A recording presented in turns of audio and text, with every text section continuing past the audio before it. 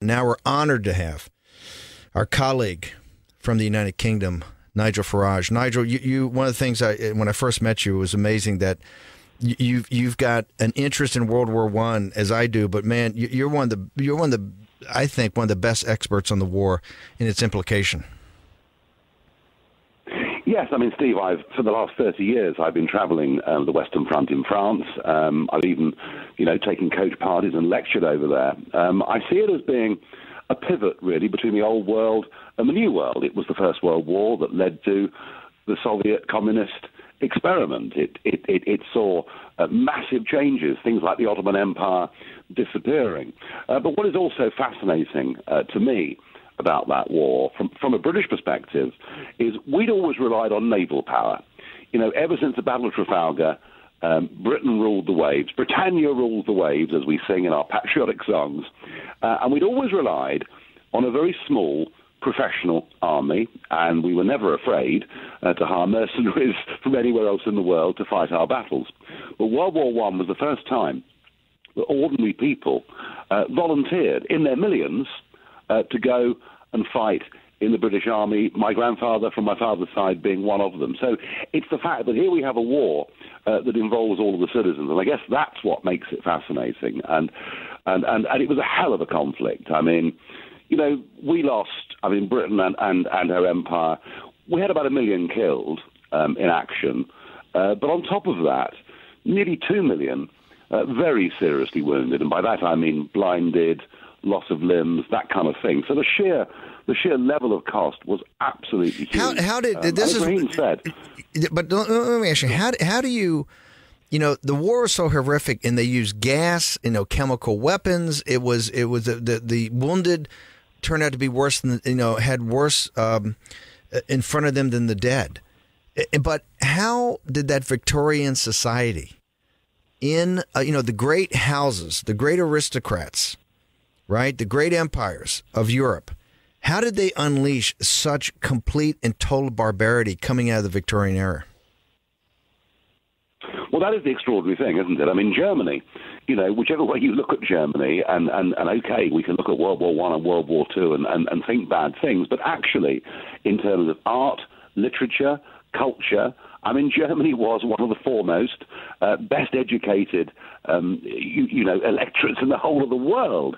And yet, as you say, we were reduced to total and utter barbarity. I think in many ways there is often a very fine line between a society that functions well and gets on with its neighbours, and one that disintegrates and falls to pieces.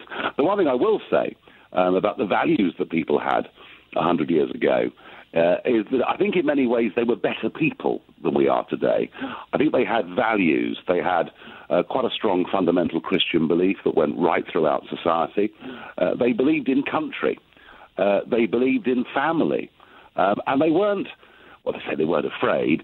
They were prepared to make sacrifices to defend the nation and to defend their people. And I'm not quite sure, 100 years on, that we're quite the same society, sadly. How are we to get that back? If we want that back, if we want to have those ideals and have those values reinfused in culture and society, how do we do that? How do we what we lost in 20? As I was saying this before you came on, is that the 11th hour of the 11th day of the 11th month, right when the guns went silent, they thought that was the end of the war to end all wars. What it was the end of the opening act of the most barbaric century in mankind's history. The worst was yet to come. There was another, of the 60 million they lost in World War I, we lost 250 million in the entire century, or wars, conflicts, famine, etc. How do you get those values back, Nigel? Yeah, well, just quickly, Steve, let me say this. That they thought it was the war to end all wars, the 11th day of the 11th hour of the 11th month. But one man realized that it wasn't the war to end all wars, and his name was General Jack Pershing. He was in charge of the American contingent on the Western Front and was a very successful general. And Raheem mentioned earlier, I go all around America and I find people who know everything about the Revolution, 1812, Iwo Jima, Vietnam. They know all about this, and Americans know hardly anything about World War I. Jack Pershing, in his diary on the 11th of November, today, 99 years ago, Jack Pershing wrote in his diary, "I fear we're making a terrible mistake. We shouldn't allow an armistice. We should fight the Germans until they surrender unconditionally." He said, "I fear we'll all be back here in 20 years." And boy, wasn't he right. So all Americans, when you come to Europe, yeah, I know you visit Big Ben and you go over and visit Omaha Beach and all of that, but there's a whole load of places in the middle of France, places like Belleau Wood, where the U.S. Marine Corps fought the most amazing, historic, successful but costly battle. So I just say to Americans, go and see these places, go and understand what your country did in 1918, because without America, Germany would have won.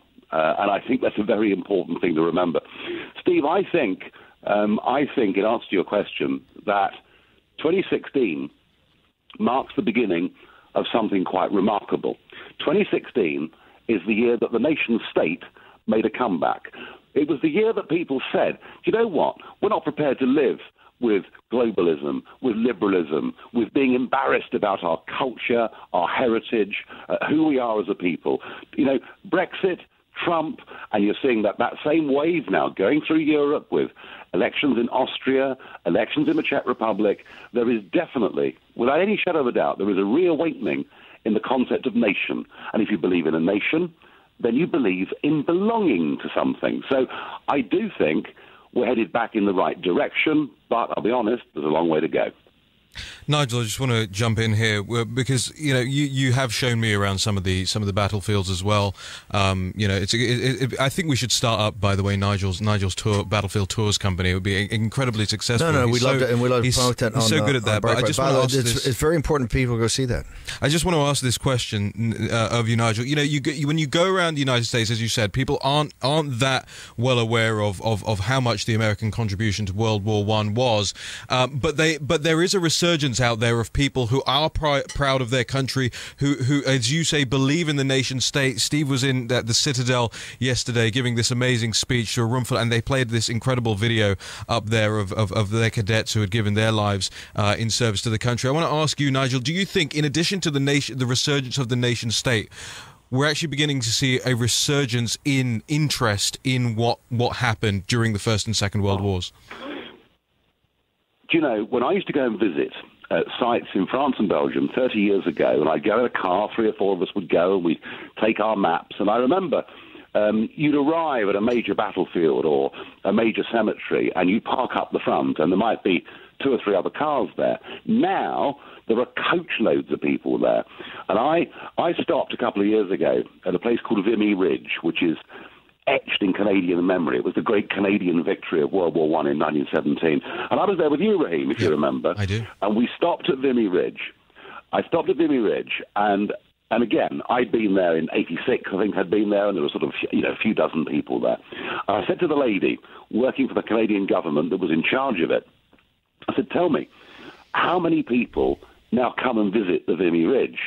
And she said, well, Mr. Farage, last year, 750,000. Wow. So actually, I mean, Brits are now going in literally unprecedented numbers every single day to go and visit these places, to go and try and understand what they mean. And it is happening, but it's not happening with America. So here's an idea, right? The next time Steve Bannon is this side of the pond, I'm going to take him to Belleau Wood and some of these places, and we'll do some footage. Absolutely, let's do it. Actually, when I sold my bank I sold my investment bank to SocGen. Actually, when I was actually living in Paris for a while, going between Paris and London, I used to go out to the battlefields. You can only understand, France gets criticized a lot by people in America about its behavior in World War II, and you can only understand it when you go to Verdun and you go to see how the French army was absolutely just eviscerated. In fact, one of my favorite films is Paths of Glory, which I think is one of the greatest war films ever, starring Kirk Douglas. If you haven't seen it, get Paths of Glory. It is about the French army in World War I, and it's about the trenches. It's about he's an officer in the trenches. It's about a charge that failed and the court martial afterwards. I got to tell you, it is one of the most stunning, and shot in black and white. Stanley Kubrick's, I think it's his first film. Absolutely stunning. It's a masterpiece. When you're finished watching that film, Nigel, you can't even talk. It's so powerful at the end. Well, I tell you what, if you don't raise a tear in your eye somewhere watching Kirk Douglas in Paths of Glory, there isn't much humanity in you. And you're quite right. You know, France is criticised because she fell in 18 days in 1940. But literally, France gave everything she had and more in the 4.5 years of the First World War.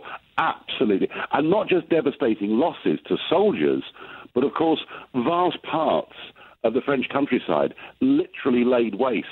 And the Germans, when they retreated, blowing up churches, setting fire to libraries. I mean, everyone says, oh, well, of course, all the barbarity, that was purely about Nazism. No, it wasn't.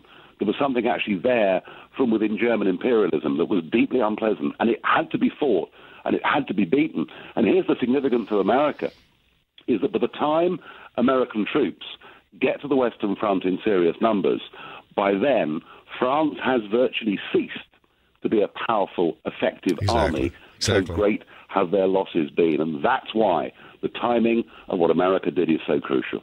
Nigel Farage calling in from the United Kingdom. Nigel, thank you so much. Enjoyed this so much. Look forward to talking to you. Nigel Farage, formerly head of the UKIP.